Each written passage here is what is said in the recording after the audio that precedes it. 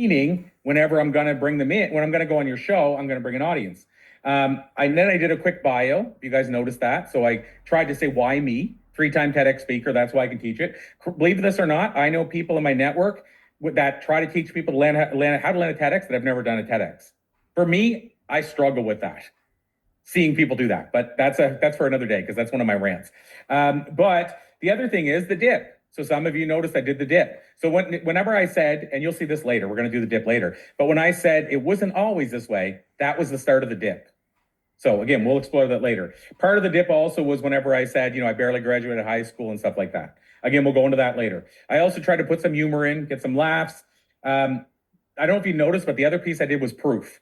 I want to prove to the podcasters that when I go on the show, I really can teach what I said. So if you noticed, I said one of the audience members, we literally just helped them land their TEDx, and then I told the stats of how many people helped land their TEDx over time.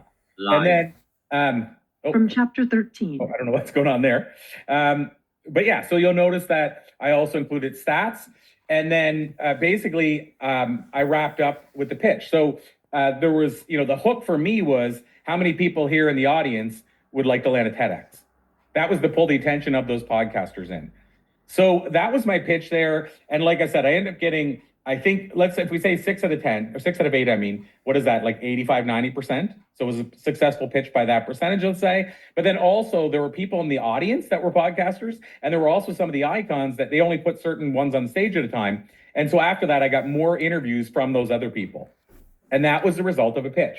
So hopefully, those 2 examples, the one I told you about that I did at the National Publicity Summit, the one I just showed you, hopefully they give you an approach for your pitch. So the big things I want you to make sure you try to include is a hook. You don't have to worry about the dip and all this stuff. It will help. It's great to have in there, but we can cover that later. So what I'd like to see you have is a hook for sure. I would like to see you prove that you're going to bring them an audience, because if it's a podcast or a media, they do care about you bringing them an audience. So by the way, one thing I could have said at that, but I only had a limited amount of time, is I could have said, I also have an email list of 30,000 people. And I'm going to send my interview on your show 2 times to my list, because that's going to show them I'm going to help them get extra listeners. By the way, one other thing I did that I just glossed over is I also said I'm a fellow podcaster. Did you guys notice that? That was also intentional, because people are worried when you bring them on the show, are you going to poop the pants or whatever word you want to put on that, poop the pod, whatever. They're worried you're not going to do a great job. So I want to show them I understand what's important to an audience, because I also host the show. That was also intentional. So again, back to the original point, hook. I want you to explain who you are, but not as long as you think. Don't get into a pitch where it's like 15 minutes about your backstory and then 1 minute about what you can do for their show. I'm going to tell you right now, most podcasters care more that you can share a message with their audience quickly than they do this is hard for some people to hear, but the trials you went through. I know we all think it's like they want to know I went through this, this, and this. They do want to know it, but I'm here to tell you, for podcasters especially, they want to know first and foremost, what's the value you're going to deliver to their audience. So focus more on that. What's the takeaways going to be? What are they going to, so in other words, they're going to know how to land a branded talk so they get paid more, so they get their message out to more people, they impact more lives, and then also have a hook.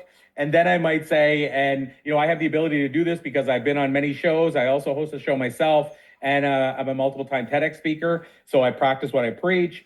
And then at the same time, I also am planning to share your show with X amount of people, because then you're saying I'm going to try to do, I guess I'm more focusing on the podcast right now, but you get the message. But then if you want to get on regular media, it's going to be, here's my hook. Again, like I want to show you how vitamin P can help our current mental health crisis. And then you want to back up what the audience is going to take away.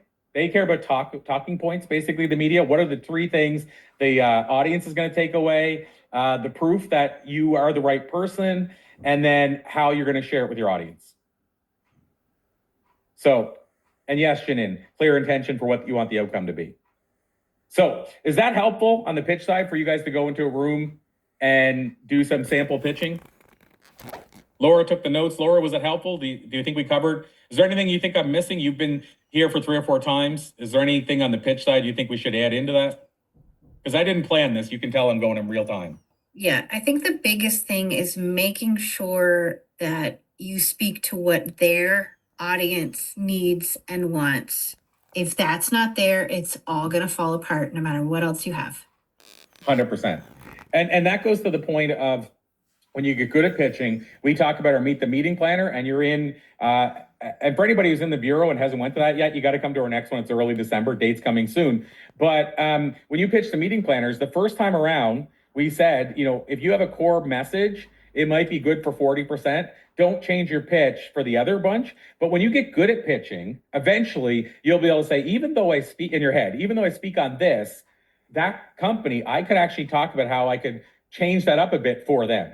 Meaning each new meeting planner, you can actually change that direction. Or like you said, Laura, if you're going to two different podcasters, you can adjust to each podcaster. But I believe first and foremost, focus on your one niche or your one niche, because get good at that and then worry about being able to expand beyond that. You guys know who Seth Godin is. Seth Godin's the Purple Cow guy, marketing guy. And when you hire Seth, he's going to talk about passive marketing. So if he pitches you, it's going to be passive marketing. He's not going to pitch you on HR issues. And so again, get good at your solo pitch first, and then eventually, to Laura's point, you can customize it to each separate person.